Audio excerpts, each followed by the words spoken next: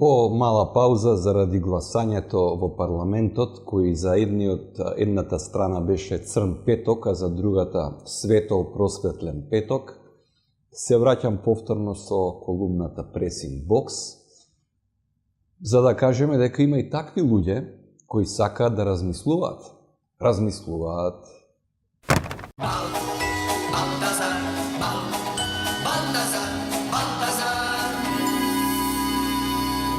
И размислуваат пред да донесат важна одлука.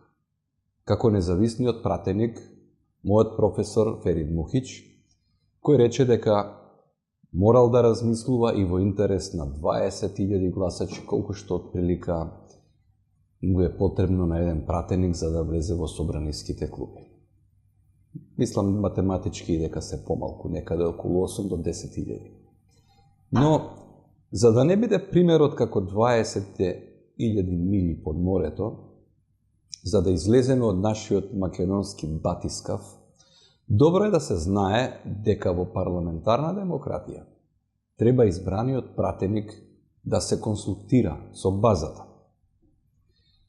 Треба да разговара со луѓето кои му го даде мандатот.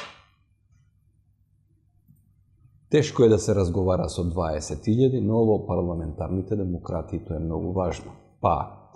Ако базата која му го дала мандатот не се согласува со промена на име, на устав, на преамбула, во тој случај кого ќе представува парламентарецот?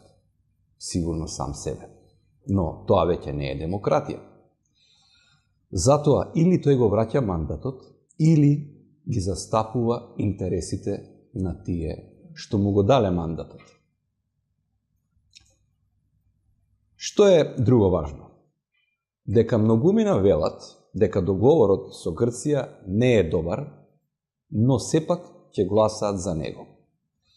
Тука може веќе да се размислува за една голема оксиморонштина или ступидност, глупавост, а можеби и страф. Било како, да поставиме еден ваков пример. Еве, јас донесов една тиква и ви нудам, и ви продавам, и ви велам тиквава е тапа. Не ја бивам. А можеби е искапана внатре. Но сепак, вие купете ја ви велам. И ќе купи некој таква тиква. Можеби некој, но потоа сигурно ќе го сметаат за будалетинка. Во најмала рака, жена му дома ќе му ја акне од глава, ќе рече каква тиква си земал бе. Домаќине, стопано, мажу и било како. Меѓутоа, кај нас приказната со тиквата се развива и од друга насока. Прашање дали е ова СДСМовска тиква или е ВМРО-вска тиква. И дали тие две тикви се од иста нива или не се. Имаат ли семки внатре или немаат, што е многу битно. Дали е ГМО или е природна тиква. Дали е увозна, насадена, наметната. И дали тие две тикви навистина се толку раскарани како јатрви што треба да се помират? Зашто се раскарани? Следно прашање. Сега, дали албанските тикви се исти како овие македонските? Дали и тие треба да се помируваат и со кого? Нели се помиривме во 2001 година? Сега, кој со кого и зошто би се помирувал? Многу нејасноти. Иако една работа, барем за мене, е кристално јасна.